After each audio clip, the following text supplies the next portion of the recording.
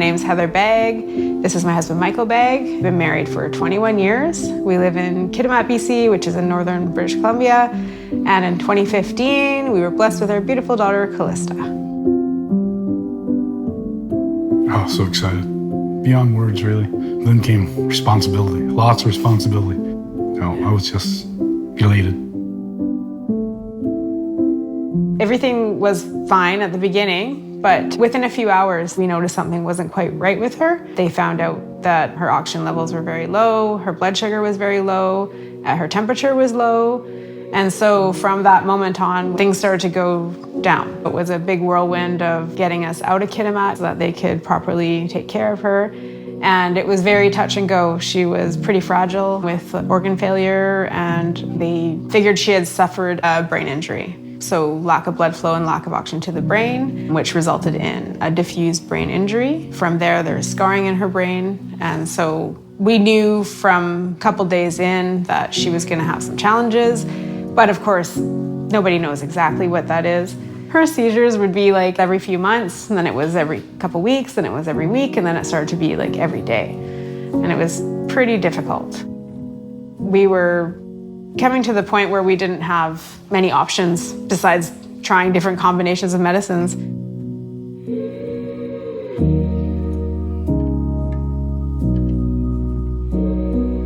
Cadence was 3.5. She was great. She was already starting to rollerblade. She was counting to 20 almost. She knew her shapes and her colors and knew some words from books. She was just a typical 3.5-year-old little girl. I didn't think it was a seizure. I thought she had choked because I found her laying in a puddle of vomit. And I grabbed her and ran into the living room and called 911. And when the ambulance got there, they said that she's having a seizure and they couldn't get it to stop. So it started off with that one seizure, up to 30 grand mal seizures a day. And in that process, she lost everything. She didn't know me anymore. Sorry.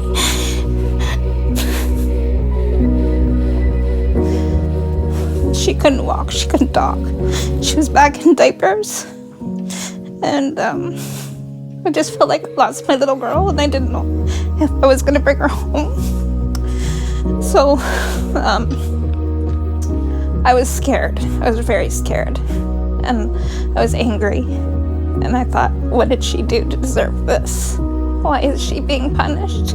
And why am I being punished to watch her? And, I had to change my frame of thought, right? Like, you have to be a mom and you have to be strong for your child.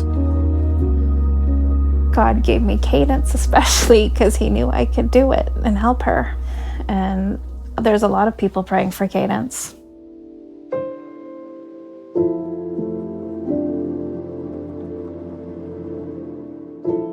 Callie's dad and I met in 2001. We were together for 3 years before we had Callie. Callie was the joy in our lives.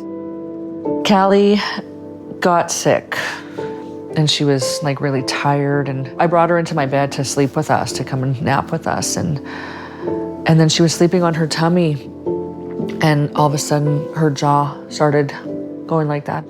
I called my mom and I said, what should I do? You take her to emergency right now. And they took her in immediately. They finally hooked her up to the EEG, and then they were able to monitor, and then she had another 25-minute seizure. They discovered that it was the herpes simplex virus, and had they not treated it on day 1 like they did, day 5 would have been fatal. So that was a real shocker for us. She lost all mobility. Her whole left side was paralyzed. She had to learn how to walk again, even to talk. She was a new person after that. The vibrant, sassy Callie I knew was gone forever. Or so I thought.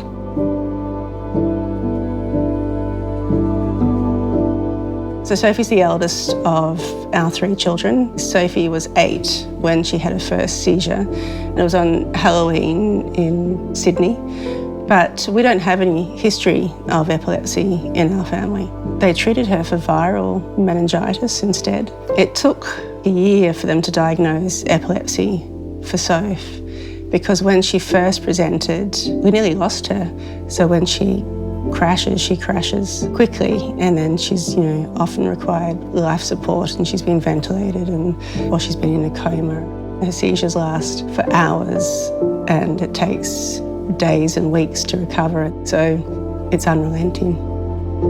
When Sophie had a very large catastrophic seizure here and was on life support, and it was very frightening, we went, right, it's gloves off, it's time to start getting seconds and thirds and fourths and fifths opinions. Is there a possibility that she's a surgical candidate?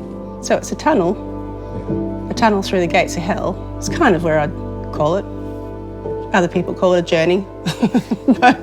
but the gates of hell is probably a better description. Yeah.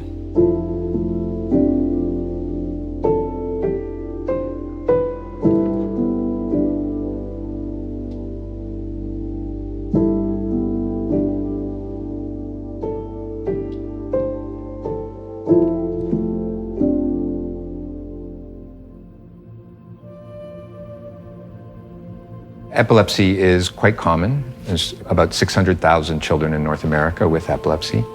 About a third of those have what's called drug-resistant epilepsy, meaning despite adequate trials of a drug to treat epilepsy, an anticonvulsant, they're still having seizures. And so we call that DRE, drug-resistant epilepsy. A subset of those children will be candidates for some form of what's known as epilepsy surgery.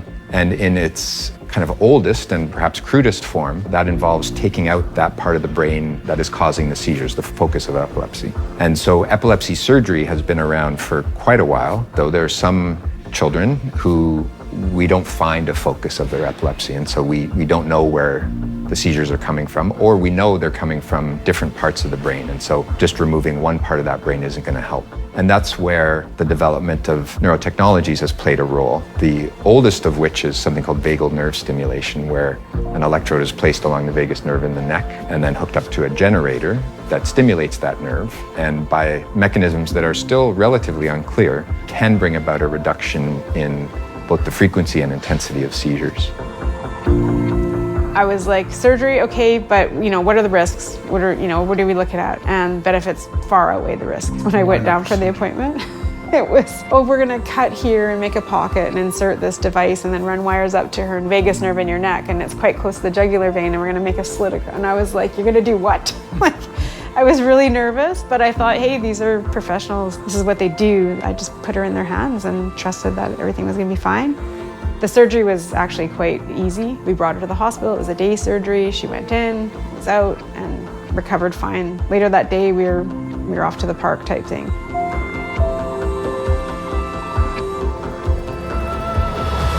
It was 2015 she had the VNS implant. That worked really well for a few years until she hit puberty. It just gradually started getting worse and worse again, to the point where she'd just get up to walk and she'd fall. It's really hard, but at that point, I finally got the call that she was going to have her surgery for the deep brain stimulator. Deep brain stimulation is a technology that we have at our disposal to implant electrodes in the center of the brain, in a part of the brain called the thalamus, and to deliver very precise electrical stimulation to that part of the brain. And when we do that, we essentially render the brain less likely to generate seizures. And there are other techniques that are refining the more resective procedures that we do. Many centers, including here in Vancouver, are using what's called robot-assisted stereo EEG, where small electrodes are implanted in different parts of the brain. And then over a period of days, or sometimes even weeks, we record seizures in that child. And that allows us to create a 3D map of where the seizures are coming from and help guide surgery to remove the focus. They did the sterile EEG surgery June 9th, monitored her for 5 days, and then they did the brain surgery 2 days later. The same team that did the sterile EEG was the same team that did her brain surgery. There's a relatively new technique called responsive neurostimulation. That's what we call a closed loop system. So it has the ability of both recording a seizure and, when a seizure starts, stimulating a part of the brain in the hopes of stopping that seizure. I think Sophie was probably one of the first, if not the first, patient in Canada to get RNS. I think she was, yes, yeah. You did say it was an easy decision to make. Why was it easy? In something that still, although it has been studied, there's not a long track record of long-term effects of it. How did you balance that in making a decision to go ahead with a therapy that hadn't been done in Canada? When you're running out of options, you can only do so many visits to the intensive care unit. So yes, it is still relatively new, but the 10-year history gave us enough confidence. And you have every confidence in this team. And, you know, it's like, yes, well, let's do this.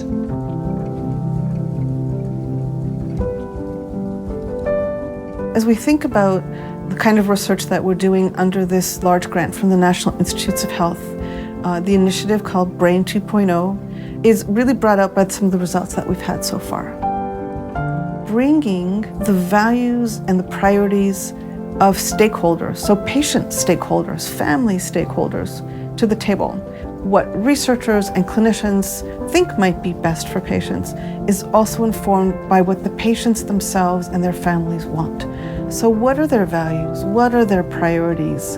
What are their perspectives? So it's like a giant jigsaw puzzle, and we're trying to bring all the pieces to the table.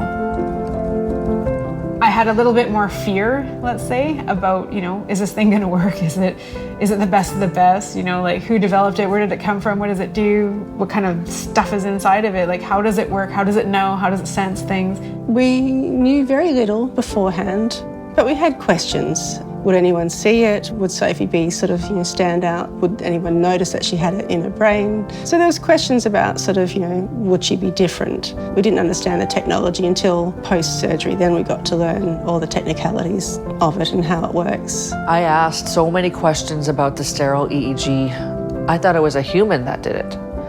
It's a human that controls the machine, but it's actually a robot that does the actual surgery and the insertion. So that amazed me. I weighed all the options. I went to the library. I didn't actually look up a surgery because I didn't want to know what was happening. I read about it, but I didn't look up pictures or videos because I just thought, I don't want that vision in my head of what's happening to my girl. I just want to make sure that she's going to wake up. I believe in modern medicine. I believe in technology. Without technology today, humans wouldn't survive like they can. Callie would be dead a long time ago if it weren't for technology today. After I met with Dr. Ibrahim and Sarah, the nurse, they sent me information via email, and that scared me. That scared me a lot. Because there's pictures in there of the device they put on them. It's a picture you get in your mind of your child. And anything to do with the brain, I was scared. What if she has a seizure and they're doing something and something gets hit? Like, all these things cross your mind, of course.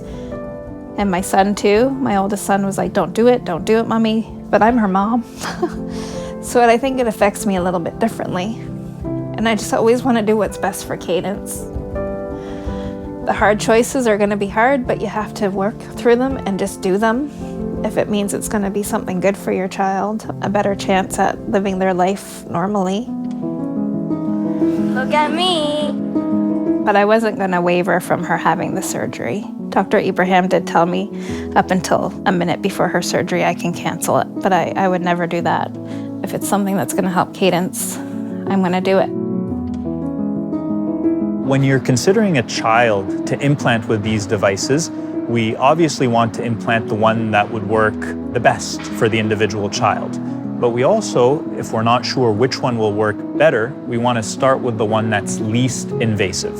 As these devices become more widely available and widely used, we're obviously going to generate a wealth of information about how they should be used and in whom these technologies should be applied. The future of neurotechnologies will certainly have a lot more evidence that we can use to guide decisions around individual patients. And I hope that that will also address some of the ethical issues surrounding these technologies. With the new technology, we felt it was the future, but that was very much on the advice of the neuro teams that we had. So we trusted their guidance. It's about a collaboration. How did the doctors earn your trust? What constituted a connection for you? I think it was how they treated Sophie. Sophie was, if she was central to every decision they made, the rest of it didn't matter. Or we can talk brain surgery all you want, but if you don't take the time to sit down and talk to her about what's important to her or what her interests are, then maybe that's not the same person that we need. In our journey over the past 7 years, there's been a few people that we've come across that had no compassion. It's like they didn't care about my daughter. They saw her as a subject. They're not just a subject on a bed. They're just not a number. They're an actual person, and they matter. Do you think that compassion has a special role to play when we're thinking about children and brains and technology all put together? Absolutely. Compassion lets me know that you think of us as humans, because in so many instances, I found that they're just not seen as people. They're seen as work. Have you tried to integrate Indigenous medicines and ways of knowing into the epilepsy journey? Yes, I have. I know that smudging brings healing energy. Callie's not too keen on it, but then I haven't really given her too much background, but I have that background and that knowledge for myself. And I show her our Indigenous background by modeling the behavior. So if she sees me smudging, she doesn't have to ask why, because she knows what I'm doing.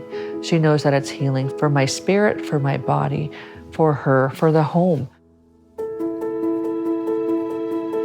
The other neuroethical issue that comes up with these new technologies is to some extent tempering the enthusiasm around them. It's very easy as a neurosurgeon, but perhaps even more so as a parent, to hope for the best and be very enthusiastic about how a treatment is going to work, especially if it does work. But that doesn't necessarily work for everyone. When you're explaining to a family what intervention you're recommending, to make sure that they understand that, it might not work. You hope that it does, and you go in selecting patients to maximize the chance that it will.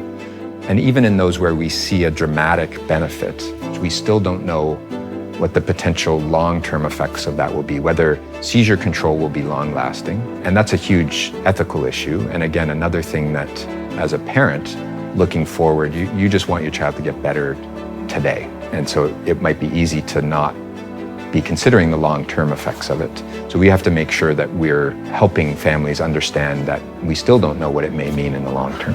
When they told us a good, successful VNS surgery is 50% reduction, I went, oh, wow, so like every second day instead of every day? And I kind of was like, oh, well, I guess it's better than what it is, but is that really the best? Just put it into the universe and said, let's see, we have to try. As a parent, you just kind of know what's right for your child and to go with that instinct. Like if you feel like it's the way to take it. I relied a lot on that. If everyone around you is encouraging it or has faith in it, then you kind of have to take that leap of faith too and trust that they know what they're talking about. They're the experts. They're the ones who'll put your mind at ease. They're the ones who'll tell you the right thing. He just said to me, Heather, you gotta prepare yourself in life. The seizures could be bad and it could ultimately take her life one day. And that really scared me. When I seen Dr. Abraham, I was like, I understand that this is constant now. And he said, yes, but there's so much further we can go with the deep brain stimulator. And there's so much room for us to work with here with Cadence. As a mom, I just want Cadence to be okay. I don't want to watch her suffer anymore, and I want her to be able to enjoy life, but there's so much restriction.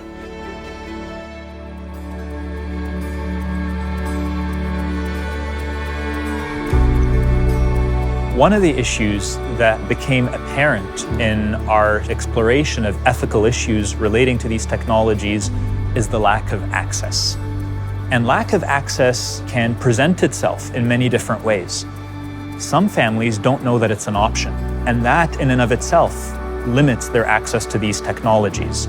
Sometimes families know that there are options, but they don't know how to navigate the system to reach providers that can inform them about these technologies.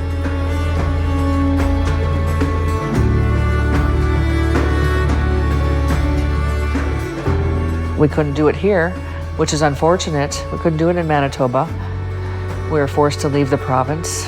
That makes me even more angry because it just seems like our kids don't matter to the politicians here. But I was willing to go anywhere for my daughter. so that my daughter can live a somewhat normal life.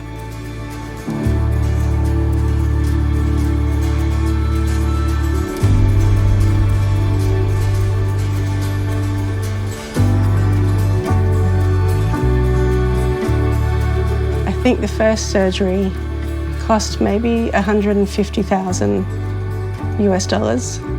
And did you receive any provincial support to have the procedure in the United States? No. So this was all out of pocket. Yeah, we were like on the plane straight away. We're not interested. We're just like, just whatever helps our child. Yeah. We're just so lucky that we can do that. Yeah, well, one wishes that all families would have Yeah. access to this kind of opportunity, right? They should. Absolutely, they should.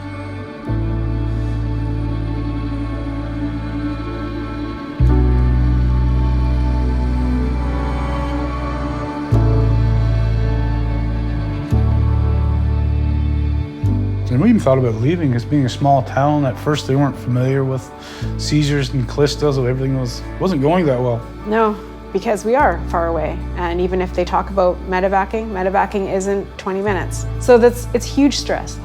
And we did talk about moving closer to Vancouver, but at what cost, right? Like if you have a good job and you're somewhere where you're comfortable and things are going well, you don't want to uproot and leave. And if you can get quality care where you are, being in touch with the team and being able to contact them as easily as we can and have them on board with that has been amazing. The neuroethical issues that go along with drug-resistant epilepsy are huge.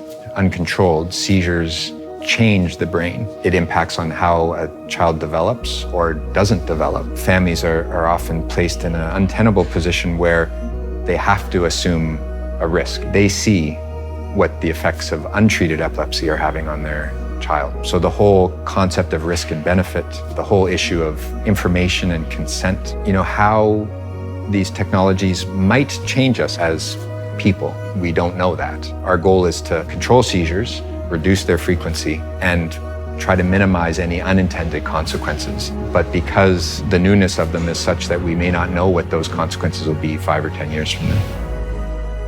I think we were medicined out. I think we were tired of trying medicines and, weaning on and weaning off and trying this combination and adding another one and that kind of thing. And the technology, to me, it was like the big leap you could take to try rather than trying another medicine. Medicines are great, they do their thing, but if they're not working for you, then there has to be a different avenue. And we just wanted relief. We wanted her to live, be able to go play. We were so super happy with the results. Like, I can't even imagine not having made that decision now. It's nothing short of a miracle. I got my daughter back. She talks more. She's more responsive. She laughs normally. She cries normally. She still has seizures, but she doesn't fall down and she can talk through them. She tries to grab her phone to check the time. She tries to time her own seizures. She's a totally different girl. As scary as it was to go through all of that in Calgary, in a city I didn't know anybody, I'm really glad that we went. I feel that she's as normal as she's ever gonna be.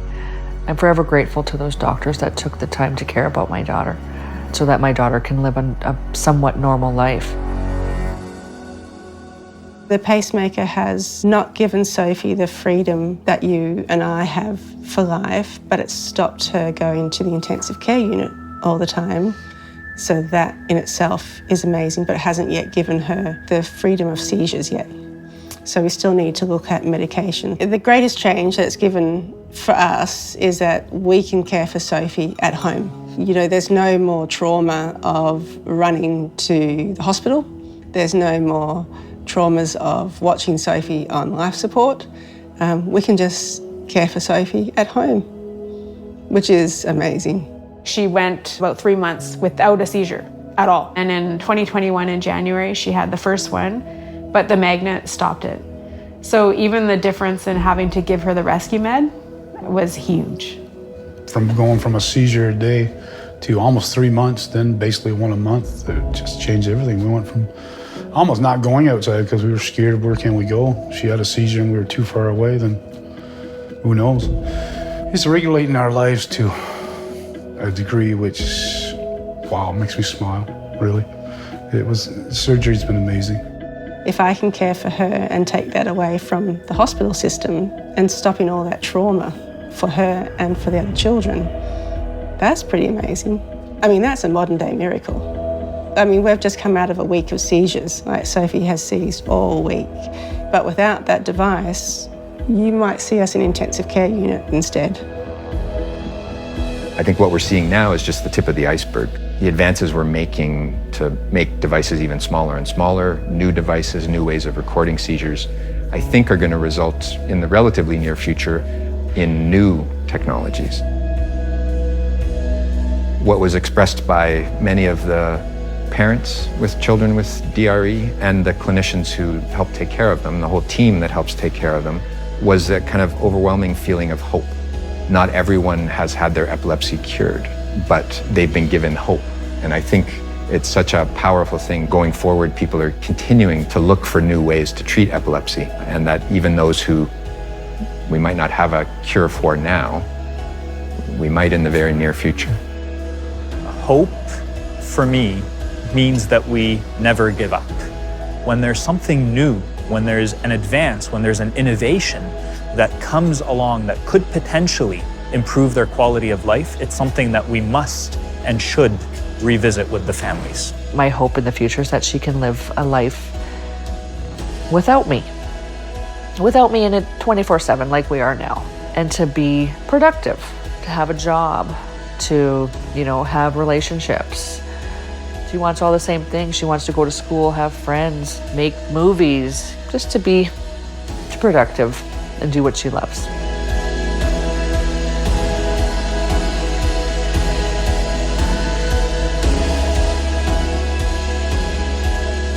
What are you most hopeful for?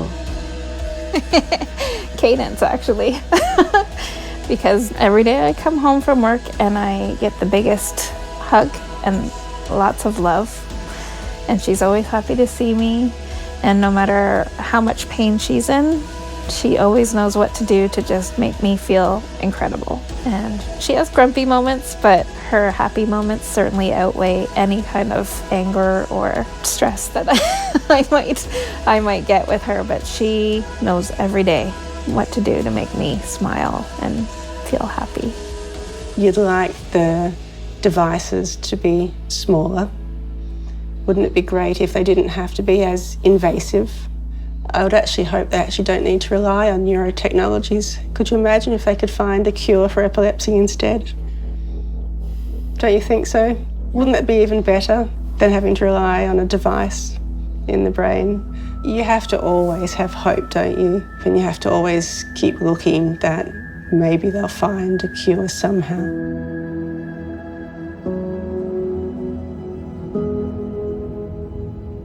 Man, I want to retire from epilepsy as so much as I want to, as Mom wants to retire from being my